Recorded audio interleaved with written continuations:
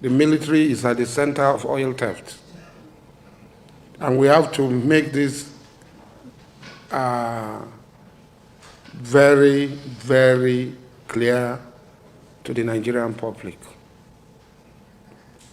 99% of oil theft can be traced to the Nigerian military, the Army and the Navy especially. The Army and the Navy intimidate the civil defense, who are, by status, the people who are supposed to guard these pipelines. They receive a lot of money from NNPC, PCL, and the IOCs, and just across the corner, you will see a houseboat. A few meters from the houseboat, you will see an oil bunkering refinery or tapping directly from oil well heads. It is very pathetic now. What is happening in the Niger Delta in the past 8 years was unprecedented in the history of oil production anywhere in the world. The vandals do not only attack the pipelines, they have migrated from the pipeline and have gone directly to the oil well heads, and they take directly from the oil well heads. They set up haphazard facilities they call local refinery, artisan refinery. This is crime against humanity, because the livelihood of the people is being totally destroyed. The livelihood of the people is totally destroyed. And every meter, you see a naval houseboat or an army houseboat stationed. So the main culprits are the Army and the Navy. And there are notorious naval commanders who are known to be kingpins of these bunkering activities. Even if they give 1 billion contracts to everybody in the Niger Delta, because these military men are armed from the Army and the Navy, nothing will happen. The president has promised to take decisive action to make sure that this does not continue. It is brought to an end. It is very shameful. So I had volunteered to help, to assist, and to do the things that are necessary to put a stop to this evil that is being perpetuated against the people of the Niger Delta, the oil-bearing community, and the whole of Nigerians. On security, I want to clearly say that there are full-scale wars going on in different parts of this country. In the southeast, the IPOB ESN is waging a full-scale war against the government of this country. And many local governments, many communities are deserted, schools are closed, hospitals are closed. In the same vein, in Niger, in Zamfara, in Plateau, in Kaduna, in Yobe, in Borno, we're only talking about Boko Haram. Boko Haram is just a tip of the iceberg. There's a full-scale war going on. And the blackmail of the Nigerian state by the Nigerian military is shameful. They said they do not have enough armament, and people listen to these false narratives. They are lying. They are liars. I repeat, they are liars, because I am a participant. I am a participant in this war. I fight on the side of the government of the Nigerian state, in Plateau, in Niger, in Anambra, in Imo, in Abia, and in Rivers State, and in Abuja. Today you are traveling to Kaduna on this road. it's not the army that made it possible to travel for you to travel to Abuja or travel to Kaduna, vice versa. It is my men employed by the government of the Nigerian state, stationed in Niger. Today you go to Baga, you go to Chirolo, you go to Wase. We have lost so many men, and we do not use, in all this engagement, we don't even have 1% of the armament deployed by the Nigerian military. 1%. And we have had resounding success. So these black men must end. They have enough resources to fight. Instead of fighting, they are busy stealing. They are busy making the government to spend unnecessarily. Where is Dogo today? Who was terrorizing Niger, Kaduna? Where is Dogo today? He's nowhere.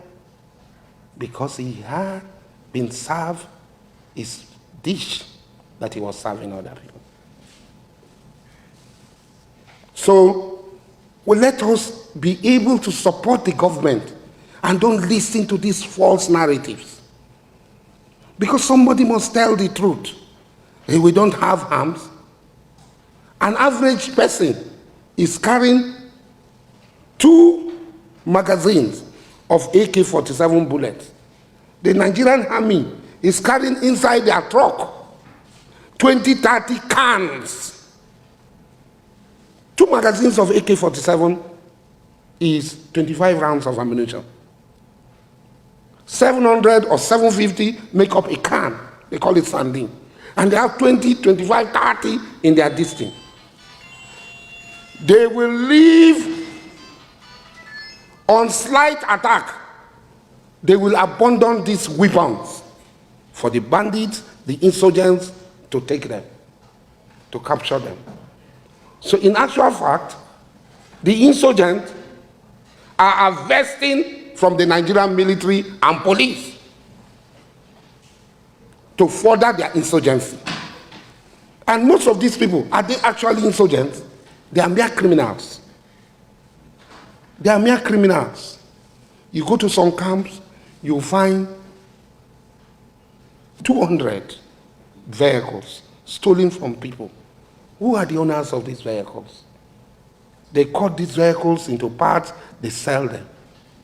You go to some places, you find that human beings' parts are being brought out. They are put in coolers and sold. Woman organ trafficking, etc., which the governor of Anambra State, Soludo, has also attested to it in one of his interviews. So what I'm trying to say is this.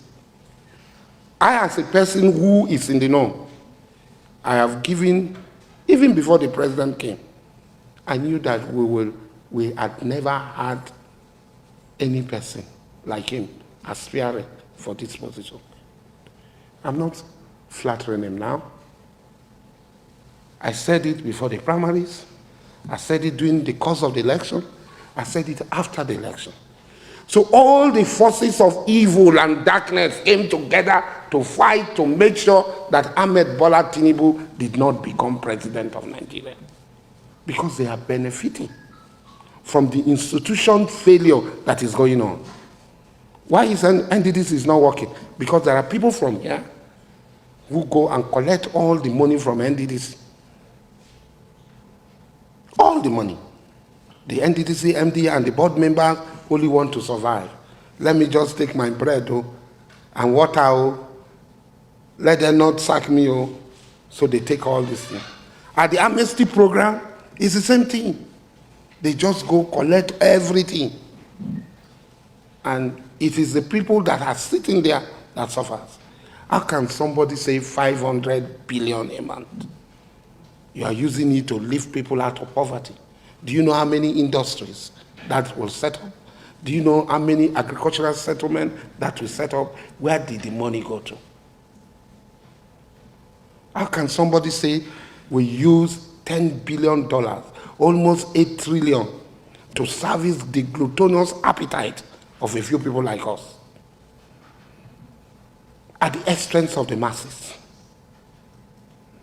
And then NLC and TOG will come and say they should give them palliative.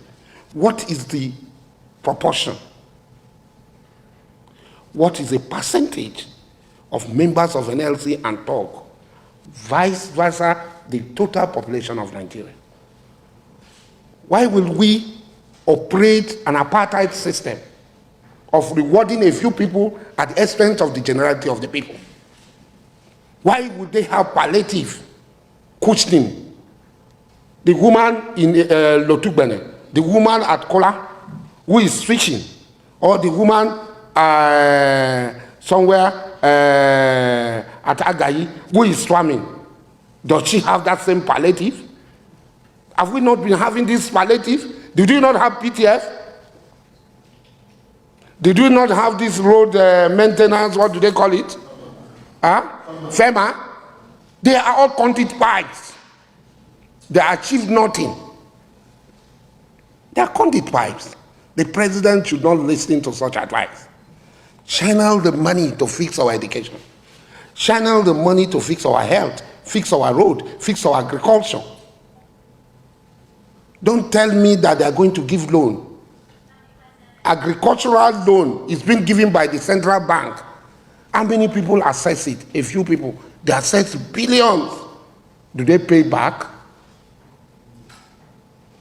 Aviation loan is there. Somebody is giving $10 million US, $20 million US, $100 million US as loan to cushion the effect of who? How many Nigerians travel by air? Why will we carry the gluttonous appetite of Nigerians, of a few Nigerians who are not even up to 1%, and put it on the generality of the people? The president is a firm person. I know him. Everywhere I went to campaign, I always say, if Ahmed Bola Tinubu fails, hold me responsible. Because I had known him, I can stand in the gap and say, this is Ahmed Bola Tinubu. I can take bullet for him. And I came today just to say hello and to encourage him and to say we are with him. And inshallah ta'ala, he's going to succeed.